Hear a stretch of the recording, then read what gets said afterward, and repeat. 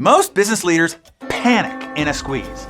Margins shrink, costs rise, competitors slash prices. They react by pushing harder, more sales, more offer, more hustle.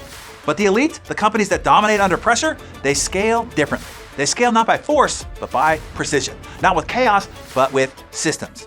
And in this economy, the squeeze economy, the difference determines who thrives and who disappears. I'll show you why most companies collapse under pressure, how elite companies use the squeeze to crush their competition. Here's the reality the average leader is facing right now. Payroll is ballooning every quarter. You're paying more to keep the same talent, and often for less output. Marketing costs are rising relentlessly. Paid ads that once produced leads at $50 now cost $250, and the quality is worse. Competitors desperate enough to undercut are offering discounts just to stay alive. That drags your entire industry into a race to the bottom.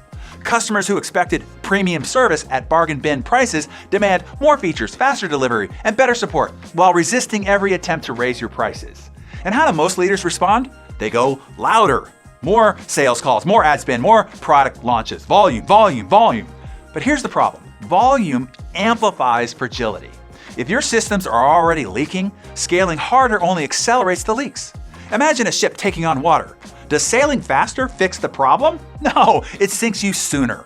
That's why so many companies look bigger during a squeeze. More activity, more noise, more top-line growth. But in truth, they become weaker. Their margins collapse, their teams burn out, and their leaders get trapped in a treadmill of frantic activity that produces less and less wealth. And while everybody else is chasing sales like headless chickens, the elite leaders are quietly installing systems, pricing systems that hold the line on margins while competitors slash themselves into irrelevance. Alignment systems to ensure every person, every project, every department is producing measurable profit, not just staying busy. Radar systems that detect leaks early before they become hemorrhages. The squeeze doesn't weaken them, it strengthens them.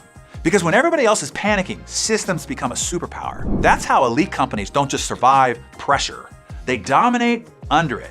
I call them the 3 business profit systems. Number 1, the profit radar, a system that detects and seals leaks in real time. Not 30 days later when your accountant delivers the P&L, but now, while you can still course correct. And 2, the pricing fortress, a system that defends your pricing power even in commoditized markets. Instead of getting dragged into a discount war, you build authority into every dollar you charge.